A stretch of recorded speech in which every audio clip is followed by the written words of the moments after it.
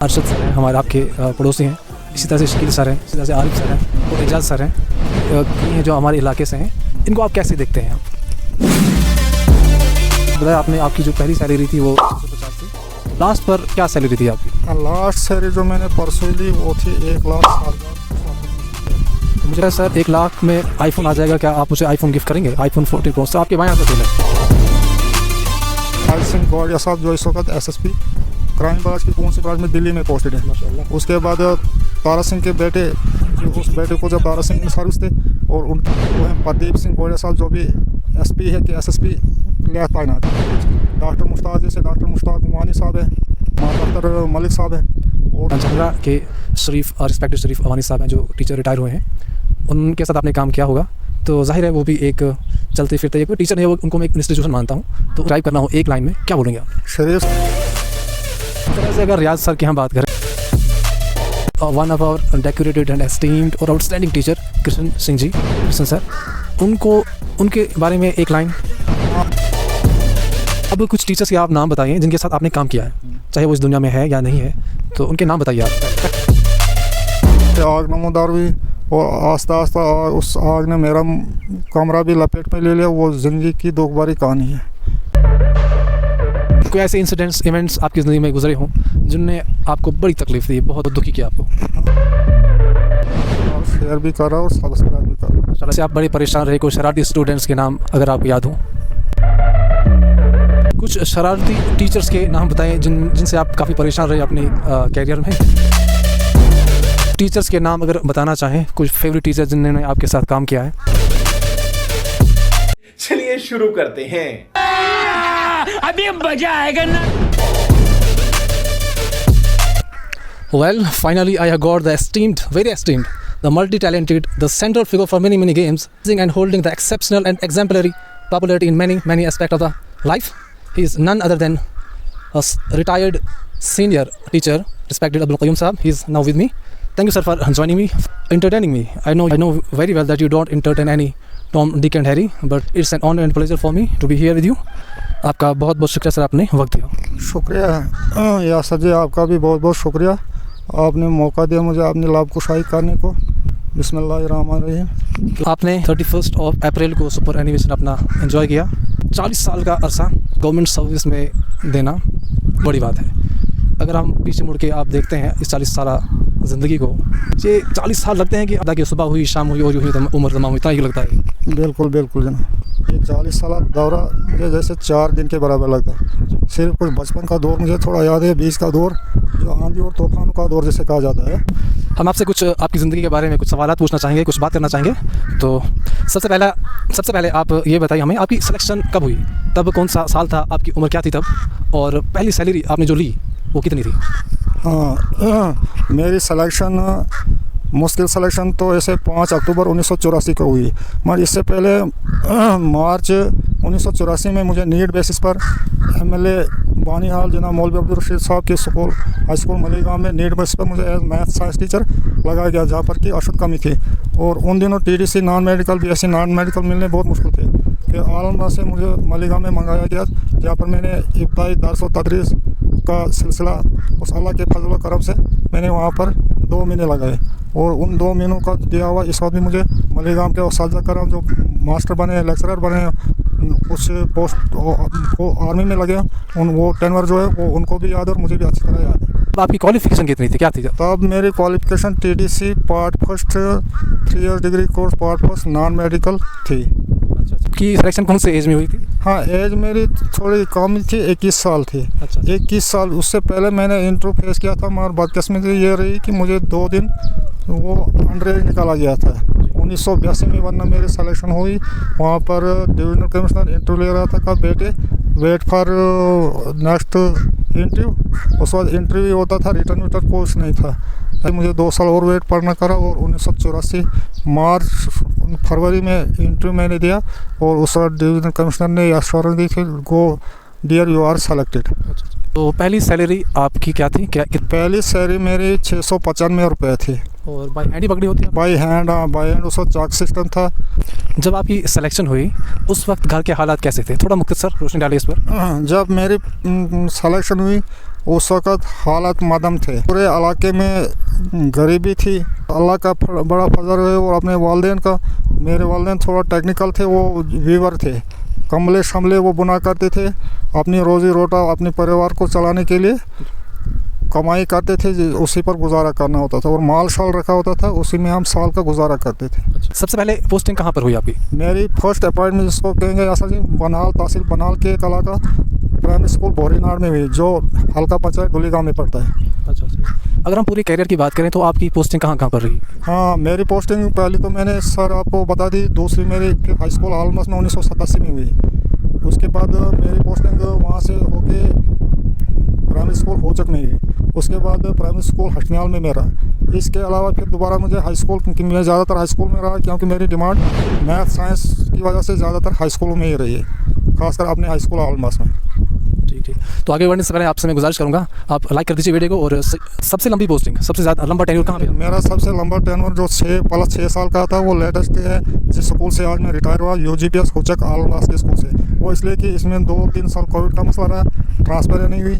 और फिर वहाँ पर मुझे ऑफिसर ने कहा you are fit there, you are to remain at your own place as in charge headmaster. Teacher के अलावा एज इंचार्ज हेड मास्टर के प्राइज़ भी मैंने अंजाम दिया। कि इनिशियल जो 20 साल या 10 साल या 1-2 दहाई की हम बात करें एज ए टीचर, तो उस वक्त रोड ट्रांसपोर्ट का क्या सिस्टम था और घर आने का क्या रहता था? अगर आपकी पोस्टिंग कहीं दूर होती थी तो घर कब आते थे, किस तरह से आते, क्या सिलसिला था इसका?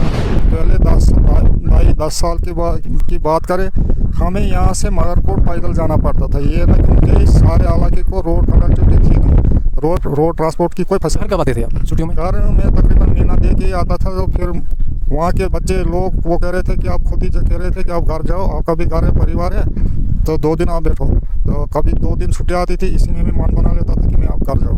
मेरे शरीर ने, मेरे ज़मीर ने, मेरे ईमान ने ना आज और ना आज के बाद, ना आज से पहले इजाज़त दी। मुझे अपना ही ज़मीर ईमान पूछता था कि अगर मैं लोगों के बच्चों के साथ आँख मचोली करो, आँख मचोली वाला खेल करो, तो मुझे मत खुदा भी मेरे साथ ऐसा करेगा और मेरे बच्चों पर गलत असर पड़ेगा। कब प्रमोशन हुई आपकी और उस दौरान सैलरीज किस तरह से इंक्रीज़ होती गई आपकी? बोर्ड प्रमोशन होती है, डिपार्टमेंट में रखी थी मैंने, वो 3 टाइम बोर्ड प्रमोशन ली थी, जिसमें एक इंक्रीमेंट बढ़ती जाती थी। टीचर्स के नाम अगर बताना चाहें, कुछ फेवरेट टीचर जिन्होंने आपके साथ काम किया है? हाँ, आपके फेवरेट रहे? मेरे फेवरेट उस्ताद जो रहे जिन्होंने मुझे पढ़ाया है, फर्स्ट में दाखिल किया है 1969 की बात है, जब उस उर्दू की पहली किताब का नाम था जान पहचान कायदा। और पहले दिन मुझे जब वालिद साहब बैग शगने वाक़ा थे, कपड़े का थैला लेकर हाई स्कूल में, मतलब मिडिल स्कूल आलमबास था, उसमें दाखिल कराया। वहाँ कमर साहब इंचार्ज हेडमास्टर थे और उन्होंने मुबारक ज़बान से उन्होंने मुझे 3 हरूफ पढ़ाए थे, अल्लाह बे और पे। वही फिर जब मैं घर पहुँचा, बाप मुझे बार बार हर आधे घंटे के बाद पूछा करते थे, मत भूल गया हो अल्लाह बे और पे, ये मुझे पूरी अच्छी तरह याद है। उसके बाद मास्टर नाजमुद्दीन वानी साहब जो हेडमास्टर रिटायर हुए हैं, वो भी मेरे फेवरेट टीचर थे। गुलाम अब्बास वानी साहब, हाजी आलफुद्दीन साहब, मोहम्मद अफजल कटोरी साहब, ये उन ज़माने में उस्ताद हुआ करते थे। फेवरेट टीचर मानता। कुछ शरारती टीचर्स के नाम बताएं जिनसे आप काफ़ी परेशान रहे अपने कैरियर में? सर सारे मेरे साथ हमदर्दी से ही पेश आए। अब तक कोई शरारती टीचर मेरी नज़रों से मेरी ज़िंदगी में जिसका अमल रखा गुजरा, ऐसी कोई बात नहीं। कोई से आप बड़े परेशान रहे, कोई शरारती स्टूडेंट्स के नाम अगर आपको याद हो? ऐसे बच्चे तो छोटी मोटी शरारतें करते रहते हैं और उस्ताद का काम है अपने मतलब पेशा वाराना तालीम से उनको हैंडल करना, उनको मोटिवेट करना। ऐसा कोई बच्चा नहीं जिसने मेजर या कोई बड़ी शरारती हो मेरे साथ। छोटी मोटी चलती रहती है। यहाँ पर मैं आपको बता दूँ, अगर आपने अभी तक वीडियो को लाइक नहीं किया है तो वीडियो को लाइक शेयर भी कीजिए और सब्सक्राइब शेयर भी कर रहा और सब्सक्राइब भी कर रहा। चलिए, एक और बुजुर्ग लोग आपसे कह रहे हैं तो आपको लाजमी कर देना चाहिए। तो अगर आप भी अपनी ज़िंदगी की कहानी हमारे इस प्लेटफॉर्म से लोगों तक पहुंचाना चाहते हैं तो मुझे कमेंट से बता दीजिए और मुझे कॉल भी कर सकते हैं आप। हम आपकी लाइफ स्टोरी अपनी प्लेटफॉर्म से लोगों तक पहुंचाएंगे। और यूट्यूब रहेगा, वीडियो रहेगी, आने वाली पीढ़ियाँ, आने वाले लोग आपकी ज़बानी, आपकी कहानी सुनते रहेंगे। पूरी ज़िंदगी में कुछ ऐसे इंसिडेंट्स बताइए, कुछ ऐसे इवेंट्स बताइए जिनसे आप बहुत खुश हुए। बता रहा हूँ कि जिस दिन मैंने अच्छी तरह से ड्यूटी दी, घर में रोटी खाने में, नींद करने में मुझे सुकून हासिल होता था कि मैंने, और अल्लाह जिस हाल में रखे उस हाल में खुश रहना चाहिए। हर दिन मेरा तकरीबन खुश ही रहा है। अपनी रोज़ी रोटी कमाने के लिए मेहनत करनी पड़ती है, फिर उसी में मज़ा है, उसी में ईमान है, वही ज़िंदगी है। उसी को मैंने ज़िंदगी समझा और खुशी समझी। क्या ऐसे इंसिडेंट्स इवेंट्स आपकी ज़िंदगी में गुजरे हों जिनने आपको बड़ी तकलीफ दी, बहुत दुखी किया आपको? दुख की बात एक ही मुझे याद है कि 8 नवंबर 2003 को रमज़ान का महीना जा रहा था। अचानक भाई के घर से आग नमूदार हुई, जो कि मकान था, भाई अलहदा हो चुका था, मैं अलहदा था, वालिद साहब मेरे साथ थे। जब 3 बजे हम बाहर निकलते देखते कि उसके घर से आग नमूदार हुई और आस्ता आस्ता उस आग ने मेरा कमरा भी लपेट में ले लिया। वो ज़िंदगी की दुख भरी कहानी है। और मेरे घर में कुछ रहा नहीं, तमाम जो मकान था वो राख जलकर राख हो गया था। इसके अलावा कोई और? हाँ, इसके अलावा और कोई इंसिडेंट। जिन्होंने एक बात और याद आई, इस कैरियर को लेकर कुछ रिग्रेट्स हैं आपको, या पूरी ज़िंदगी को लेकर कुछ रिग्रेट्स, कुछ पछतावा कि मैं वो करना चाहता क्यों हुआ नहीं, काश वो मैंने नहीं किया होता, ऐसा कुछ याद आ रहा है आपको कुछ? तकरीबन मेरा जो पिछला गुजरा ज़माना माजी वो तो तकरीबन ठीक ही रहा। ठीक ही रहा। मुझे एक ही बात का अफसोस है, जब अपने शागिर्द को अच्छे हाल में देखता हूँ, अच्छी पढ़ाई की और नौकरी पर फायदा हुआ, अपनी रोज़ी रोटी कमाता हूँ, मैं तो खुश हुआ। जबकि उसके बरक्स किसी ऐसे अपने शागिर्द को देखूँ जो मजदूरी की हालत में है, उसको मजदूरी भी ना मिले, तो उसको देखकर मुझे बहुत अफसोस होता है। अब कुछ टीचर्स के आप नाम बताइए जिनके साथ आपने काम किया है, चाहे वो इस दुनिया में है या नहीं है, तो उनके नाम बताइए आप पहले। मैं अर्ज़ करूँ आपसे ये कि जो टीचर जिनके साथ मैंने काम किया और मेरे उस्ताद भी थे और न रहे, हाजी कमरुद्दीन वानी साहब जो पहले उस्ताद आलमास परिस्तान के थे, उसके बाद मास्टर गुलाम अब्बास वानी साहब, उसके बाद हाजी अलबदीन साहब, मोहम्मद अफजल कटोच साहब, और पीईटी जिसको फिज़िकल एजुकेशन टीचर बोलते हैं, बार अहमद सोमरिया साहब। इनकी मैं कमी आज भी बुरी तरह से महसूस करता हूँ। टीचर्स के नाम लीजिए जो अभी हयात हैं लेकिन आपके साथ काम किया है उन्होंने। उनमें जो चीदा है सबका यहाँ पर जिक्र करना नामुमकिन सी बात है वक्त की कमी की वजह से। उनमें कृष्ण सिंह सोमरिया लेक्चरर साहब जो मेरे शागिर्द रहे हैं, लेक्चरर रियाज अहमद सोमरिया साहब, उसके बाद मास्टर लेक्चरर शमसुद्दीन वानी साहब, मोहम्मद वानी साहब, बार अहमद साहब, हेडमास्टर पंजाब सिंह बंदराल साहब, मोहम्मद हुसैन बाली साहब, तो वगैरह वगैरह।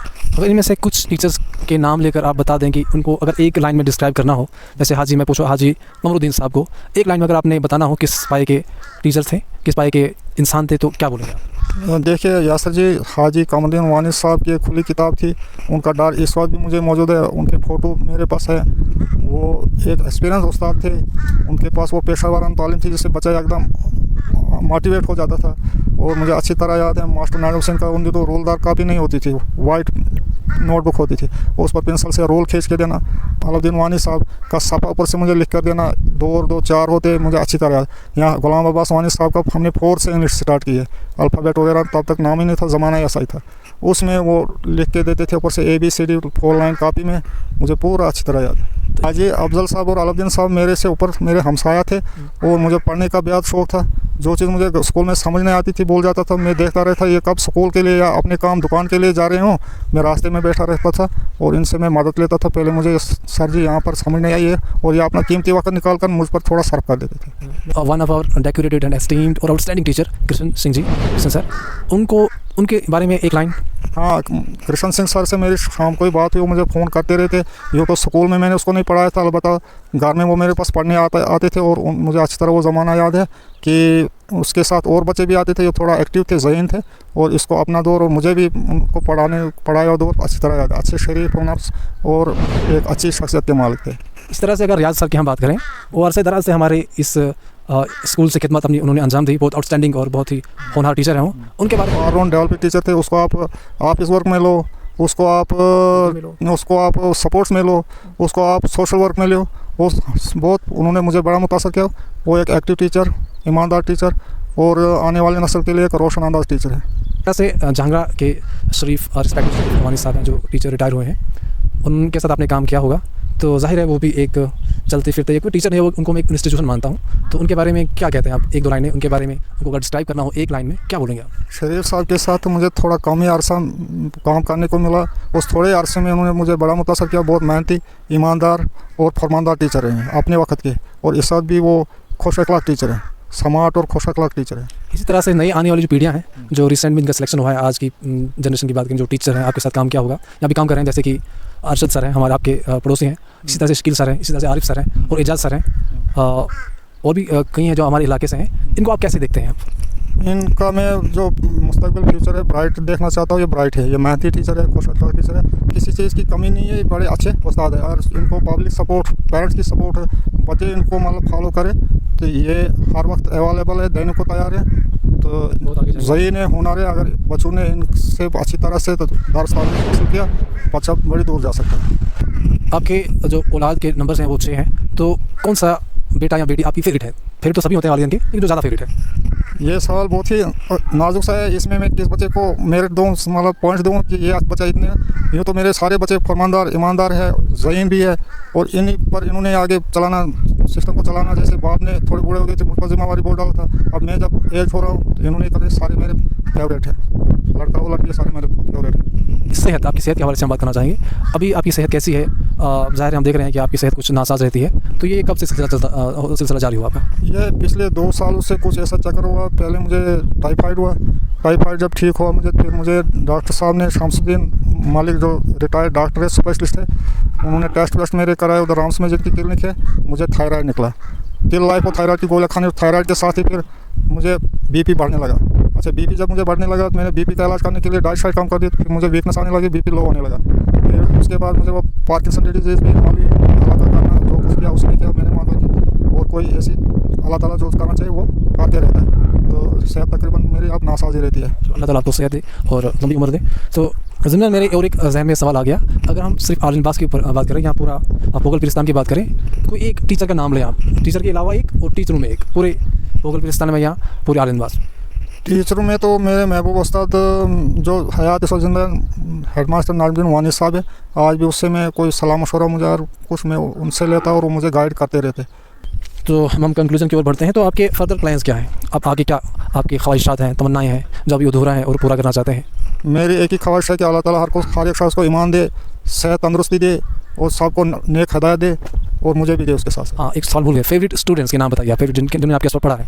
मेरे फेवरेट स्टूडेंट्स में तो सारे हमारे जो खास से जैसे जिनको मैंने पढ़ाया है एज शागिर्द रहे, उनमें जब मैं नया स्कूल आलमस आया था, उनमें 10th में उन दिनों पढ़ा करते थे राज सिंह गौड़िया साहब, जो इस वक्त SSP क्राइम ब्रांच की कौन सी ब्रांच में दिल्ली में पोस्टेड है। माशाल्लाह। उसके बाद तारा सिंह के बेटे, जो उस बेटे को जब तारा सिंह इन सर्विस थे, और उनकी एहलिया जो थी नीना देवी, वो अपने बच्चे को साथ लेकर हमादवारी उन दिनों जाते थे, गर्मी में बस्ता लेकर आती थी, आप 4 बजे के बाद इसको थोड़ा पढ़ाओ। वो हैं प्रदीप सिंह गौड़िया साहब, जो भी SP है कि SSP क्लियर तैनात है। डॉक्टर मुश्ताक वानी साहब है, उधर गामसोल माला के मामला अख्तर मलिक साहब है, और कितनों के नाम बाकी तो बहुत सारे। आपकी हॉबी क्या है? मेरी हॉबी को सुबह उठना, सवेरे उठना, अल्लाह को याद करना, उसके बाद जब इन सर्विस तक स्कूल की तैयारी करना, टाइम पर स्कूल पहुँचने से पहले वार्म अप एक्सरसाइज करना, फिजिकली मेंटली माइंड को प्रिपेयर ड्यूटी के लिए करना, बस और कुछ। बताया आपने, आपकी जो पहली सैलरी थी वो 650 थी, तो लास्ट पर क्या सैलरी थी आपकी? लास्ट सैलरी जो मैंने परसों ली वो थी 1,07,138 रुपये। तो मुझे लगता है सर 1 लाख में आईफोन आ जाएगा, क्या आप मुझे आईफोन गिफ्ट करेंगे? iPhone 14 Pro, सर आपके वहाँ का खेल है। Wow what A question. ये फंस गया CM। बिल्कुल कर सकते हैं, क्या मैं तो अपने हमसाए, आपने उस शागिर्दों के लिए, अपने भाइयों के लिए जान देने को तैयार है। अभी आप ट्रांसफर करेंगे पैसे या बाद में, या ऑनलाइन अभी मंगवाना है? जैसे आपकी चाहत हो, बाद में करते हैं बात। चलो बाद में। तो वक्त तो काफ़ी हो चला है, और आप अपनी अचीवमेंट्स में थोड़ा एक ग्लैंस डालिए, थोड़ा सा मुख्तसर। हाँ यासर जी, आपका ज़्यादा वक्त न लेते हुए मैं थोड़ा ही मकसद लफ्ज़ में बयान करूँ। जब मुझे तकरीबन 3-4 महीने सर्विस थी, director health service assistant director रैबर से UK चटा बनाल में आई थी। एक स्कीम है गवर्नमेंट ने निकाली थी रैबर सेहत। वहाँ पर जब मुझे पता लगा कि रैबर सेहत ट्रेनिंग के लिए मैम आई है और ये ले रहे इंटरव्यू हो रहे, वहाँ पर फिर मैं भी उस दौड़ में शामिल हो गया। जब मेरा इंटरव्यू लिया गया तो बच्चे आपके इंटरव्यू ने हमें बड़ा प्रभावित किया। और किस्मती की बात यह है कि मैं आलमास का फर्स्ट रैबर से तैनात हुआ, और रजिस्ट्रेशन मेरी जो हुई 27 अब्दुल क़य्यूम के नाम से हुई है। उसके बाद सपोर्ट्स का एक ओरिएंटेशन प्रोग्राम निकला था PET का 10 दिन के लिए, वो डिप्लोमा भी मेरे पास, डिप्लोमा इन A ग्रेड में, रैपर सेट का डिप्लोमा A ग्रेड में पास किया मैंने, और सपोर्ट्स में A ग्रेड वो मेरे पास मौजूद है। और रूल्स वगैरह गेम शेम और खुद इस वक्त खेलना सको, रूल्स मुझे पूरे पता है, और मुझसे बड़े बच्चे मुस्तफीद हुए। जी जी जी, ये तो हमने 12 आपको देखा है, वॉलीबॉल की बड़ी शौकीन है, बहुत बड़ी प्लेयर हैं आप, अभी भी आप खेलना पसंद करते हैं। तो लास्ट पर आखिर बार आप बच्चों के लिए कुछ पैगाम छोड़िए, कुछ टीचर्स के लिए और लोगों के लिए एज ए होल, क्या पैगाम रहेगा आपका? हाँ, मैं यही पैगाम आज के बच्चों को और आने वाले बच्चों को दूँ कि वो नशा से दूर रहे। जैसे सिगरेट है, जिसका पूरा असर पूरे मतलब माहौल पर पड़ता है, इसमें एक जहरीली चीज़ निकोटाइन है, जो लंग्स कैंसर होने का अमूमन खतरा रहता है। और माहिरों ने एक कैलकुलेशन निकाली है कि दिन में सिगरेट पीने से दिन में 20 सेकंड इंसान की ज़िंदगी कम होती है। एक अमरीकी माहिर ने कहा किसी कौम को अगर तबाह करना हो, उसको तबाह करने के एटम बम और मिसाइलों की कोई ज़रूरत नहीं, बल्कि उसके निज़ाम तालीम को कमज़ोर कर दिया जाए। इस कमज़ोर तालीम के निज़ाम से जो डॉक्टर निकलेंगे, उनके हाथों मरीज़ मरेंगे, इंजीनियर बनेंगे तो बिल्डिंगें इमारतें गिरेगी, एक माहिर एक साथ बनेंगे, इकनॉमी जो है इकानमी है वो लेस बनेगी। तो उस्ताद बनेंगे, बच्चे नालायक निकलेंगे, तो इससे मतलब इंसान के बैक पीछे की तरफ चला जाएगा। उस्ताद अगर बच्चे की हौसला अफजाई करेगा, बच्चा आगे बढ़ेगा। उस्ताद अगर एतमाद बच्चे पर करेगा, बच्चा जिम्मेवार बनेगा। उस्ताद अगर बर्दाश्त करने वाला होगा, बच्चा गलती का एतराफ़ करेगा। उस्ताद माफ़ करेगा, बच्चा एहसानमंद होगा कि उस्ताद ने मुझे माफ़ किया। उस्ताद इज़्ज़त करेगा, बच्चा इज़्ज़त करना सीखेगा। उस्ताद दिलचस्पी लेगा, बच्चे की दिलचस्पी बढ़ेगी। उस्ताद मेहनत करेगा, बच्चा मेहनती होगा। उस्ताद वादा पूरा करेगा, बच्चा ज़बान का पक्का और वादा निभाने वाला बनेगा। उस्ताद अगर वक्त का पाबंद रहेगा, बच्चा पाबंदी सीखेगा। उस्ताद अगर इंसाफ करेगा, बच्चा हक़ाइक़ को तस्लीम करेगा। आदाब, थैंक यू। आपका बहुत बहुत शुक्रिया, आपने इतना कीमती वक्त दिया आपने। तो अल्लाह ताला से दुआ यही कि आप सेहतमंद रहें, लंबी उम्र अता फरमाएं, अमाल के साथ आपकी उम्र में बरकत अता फरमाएं। आपसे भी हम दुआ की तालीब है हमारे लिए, हर वक्त आप दुआ करें हिदायत के लिए और कामयाबी के लिए दोनों जहान। मेरे पूरे मतलब इंसानों से, दुनिया के इंसान के लिए यही दुआ कि अल्लाह हर एक को कामयाब करे, सेहत तंदुरुस्त दे, हर एक पर अल्लाह रहम व करम अपना करे। शुक्रिया, अल्हम्दुलिल्लाह। या मरहबा।